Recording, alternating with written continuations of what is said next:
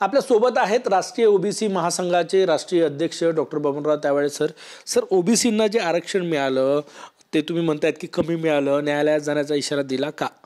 नाही, हे बघा की हे 24 ऑक्टोबर 2025चं राज्य निवडणूक आयोगाचं आदेशपत्र आहे, ज्याच्यामध्ये त्यांनी म्हटलेलं आहे की महानगरपालिका सार्वत्रिक निवडणुका 2025 सर्व महानगरपालिका बृहन्मुंबई वगळून 4 सदस्यीय प्रभाग पद्धतीनुसार आरक्षण निश्चिती करण्याबाबतचे आदेश.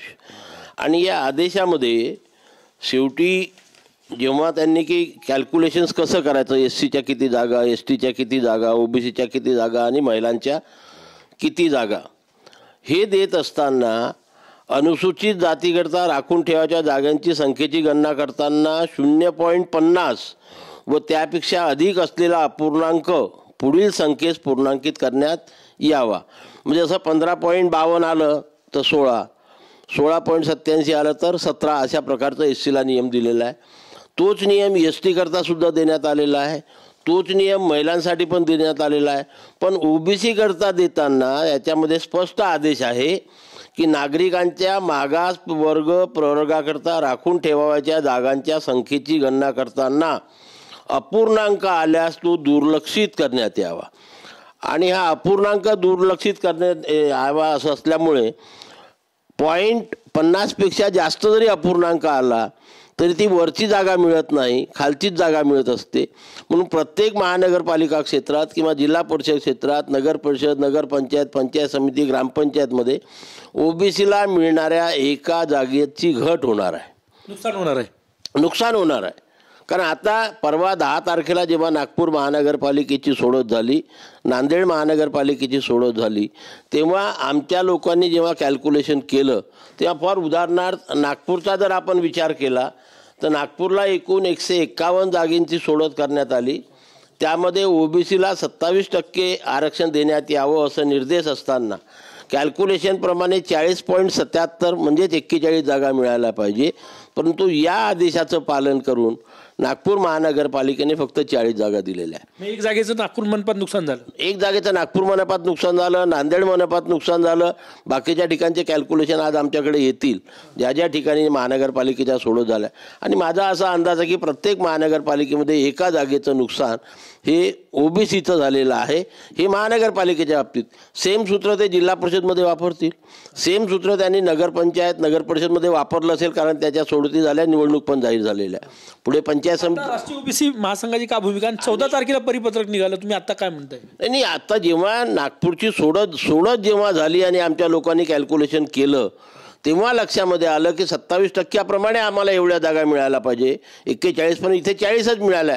तेव्हा माझ्याकडे ह्या तक्रारी आल्या आणि तक्रारी आल्यानंतर मी जेव्हा राज्य निवडणूक आयोगाच्या आदेशाचं वाचन केलं आणि ते लक्षामध्ये आलं की SC करता वरचा क्रमांक, ST करता व OBC करता नाही.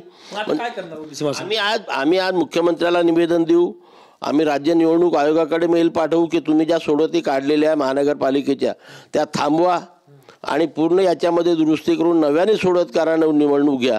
आम्ही कोर्टामध्ये सुद्धा न्याय मागण्याचा प्रयत्न या पद्धतीने करण्यात आला. कारण SC ST OBCच्या बाबतीत सारखा नियम वापरायला पाहिजे, हे जनरल तत्व आहे. तुम्ही थांबवण्याचं हे केलं, निवडणूक प्रक्रिया प्रभावित होईल, तारखा दिली अजून निवडणूक प्रक्रिया प्रभावित होणार म्हणजे तो त्यांचा दोष आहे ना, राज्य निवडणूक आयोगाचा. राज्य निवडणूक आयोगाने हे परिपत्रक काढताना, आदेश देताना या ठिकाणी अन्याय व्हायला नको होता. पण तो आता लक्षात आलेला की जेव्हा त्या सोडती निघत आहे, जागेचं कॅल्क्युलेशन होत आहे, तोपर्यंत आमच्या कार्यकर्त्यांच्या किंवा आमच्या लक्षात आलं नाही. आरक्षण जे सोडत काढली ती रद्द करून निवडणुका पुढे ढकलण्याची मागणी करते किंवा नव्याने सोडत काढून तेवढ्या दिवसाकरता पुढे ढकलाव्या. ज्या काही सोडत निघाल्या असतील ज्या महानगरपालिकेच्या का किंवा पुढे जिल्हा परिषदच्या सोडत निघतील, ह्या सोडत निघत असताना पहिले हा आदेश दुरुस्त करावा.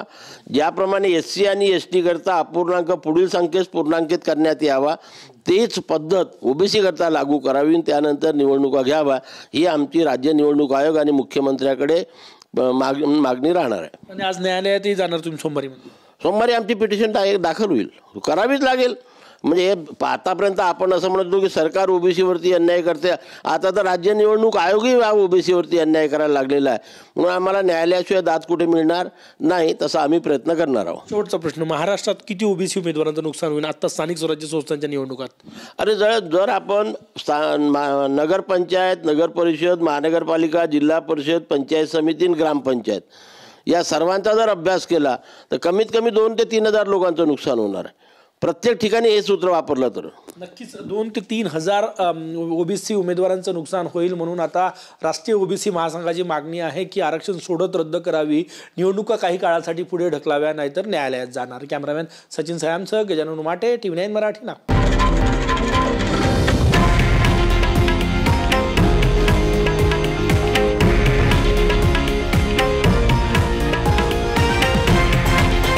हे आहे देशातील नंबर 1 न्यूज नेटवर्क आणि आपण पाहत आहात TV9 मराठी, एकमेव.